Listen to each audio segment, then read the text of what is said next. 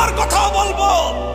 আমি শুরুতেও বলেছি, আবার বলছি, আপনারা আমাকে মহব্বত করবেন, ভালোবাসবেন যতদিন মনে করবেন আমার মুখ দিয়ে আল্লাহর কথা উচ্চারিত হয়, আমার কথা দিয়ে আল্লাহর কোরআনের হক কথা উচ্চারিত হয়, আমার মুখ দিয়ে ঈমানের কথা উচ্চারিত হয়, আমার মুখে তাওহীদের বাণী উচ্চারিত হয়, ততদিন পর্যন্ত আপনারা আমার আনুগত্য করবেন।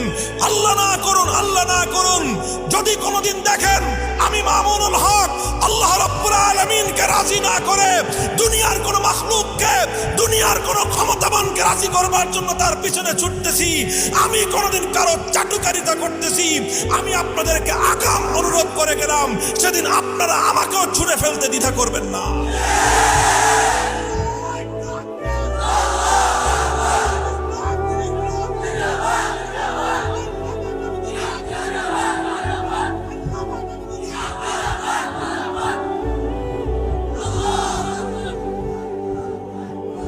আল্লাহর বান্দা যখন এভাবে অটল থাকে, আল্লাহর বান্দা যখন এভাবে অটল থাকে আর মজবুত থাকে, ইতিহাসের সোনালী পাতায় অসংখ্য অগণিত প্রমাণ রয়েছে আল্লাহ রাব্বুল আলামিন তার বান্দার উপর গায়েবী মদদ নাজিল করেন।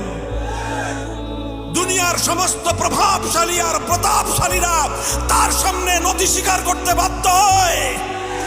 হযরত আব্দুল্লাহ বিন হুযাফা রাদিয়াল্লাহু তাআলা আনহু, আল্লাহর নবীর একজন সাহাবী, রোমান সম্রাটের দরবারে বন্দী হয়েছিলেন, গ্রেফতার হয়েছিলেন।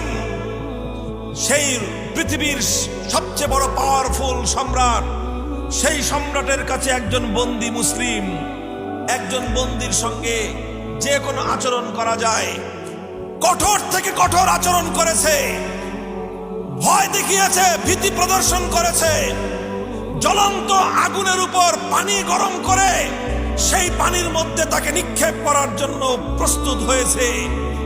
আব্দুল্লাহ ইবনে হুযাফা রাদিয়াল্লাহু তাআলা নির্বিকার, রাজি করব একমাত্র কাকে? এক আল্লাহকে রাজি করার পথ থেকে আমি সরতে পারি না, টলতে পারি না। আব্দুল্লাহ বিন হুযাফাকে ধরে নিয়ে যাওয়া হচ্ছে, টকবকে ফুটন্ত পানির মধ্যে ফেলে তাকে মুহূর্তের মধ্যে হত্যা করা হবে। চোখ দিয়ে পানি পড়তে আরম্ভ করেছে। রোম সম্রাট মনে করেছে আব্দুল্লাহ বিন হুযাফা ভয় পেয়ে গেছে, দেখে বলে যে কি ব্যাপার, ভয় পেয়েছো? বিভীষিকাময় মৃত্যু দেখে তুমি ভয় পেয়েছো? এখনো আমি তোমাকে, তুমি যদি আমার কথা মেনে নাও, তোমাকে মুক্তি দিয়ে দিব, অনেক বড় উপঢৌকনার পুরস্কার তোমাকে দিব, আমি আমার রাজ্যের রাজত্বের অংশীদার তোমাকে বানিয়ে দিব, দেখো রাজি আছো কিনা? আব্দুল্লাহ বিন হুযাফা চিৎকার করে বললেন যে কশ্চিনকালেও ইমানদার তার ইমানের পথ থেকে সরতে পারে না। তাহলে কাঁদতেছো কেন? চোখে পানি কেন? তুমি যদি ভয় পেয়ে না থাকো তাহলে চোখে কান্না কিসের?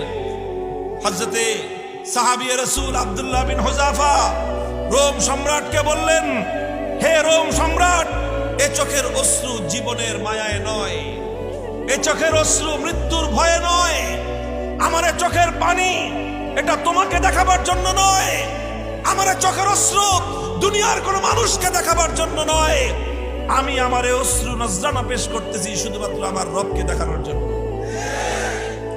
রবকে দেখায় কি বলবা? রবকে দেখায় বলতেছি, ওগো আমার মাবুদ, তুমি আমাকে পরীক্ষা করতেছো যে আমি তোমাকে রাজি করতে গিয়ে কতটুকু ত্যাগের কোরবানি স্বীকার করতে পারি। হে মাবুদ, তোমার এই পরীক্ষায় আমি কি দেখাবো তোমাকে? তুমি তো আমাকে একটাই জীবন দিয়েছো, একটাই জীবন দিয়েছো, আর ওই এক জীবন দিয়ে তোমাকে দেখাইতে হবে তোমাকে কতটুকু ভালোবাসি। আমার আফসোস এই জায়গায় যে আমি একটা জীবন বিলিয়ে দিয়ে তোমাকে ভালোবাসি কতটা তার প্রমাণ আমি পেশ করতে পারবো না। তুমি যদি আমাকে 100টা জীবন দিতে, 1000টা জীবন দিতে, একটা একটা জীবন মাওলা তোমার পথে উৎসর্গ করে প্রমাণ করে দিতাম তোমার বান্দা তোমাকে রাজি করবার জন্য সারা দুনিয়াকে 1000 বার কোরবান করতে পারে। কুল আমানতু বিল্লাহি সুম্মা ইসতাকিম। মুহতারাম হাজিরিন, এখানেই আমি আমার আলোচনা শেষ করতেছি। আপনাদের কাছে আমি দোয়া চাই। অনেক প্রতিকূলতা, অনেক বাধার বিন্ধ্যাচল, অনেক সমস্যা সংকট দেখেছি, সাইক্লোন, টর্নেডোর তুফান দেখেছি। টর্নেডো এসেছে, কাল বৈশাখীর মতো ঝড় শুরু হয়েছে, জলোচ্ছ্বাস শুরু হয়েছে, বিপদের ভূমিকম্প তৈরি হয়েছে, কিন্তু ঈমান আর ইয়াকিন আমার আরো মজবুত হয়েছে। আজও যদি আল্লাহর কোনো বান্দা ঈমানের পথে অটল আর মজবুত থাকতে পারে, সমস্ত ঝড় তার সামনে এসে মুখ থুবড়ে পড়ে যায়, সমস্ত বাধার পাহাড় তার সামনে খান খান হয়ে যায়।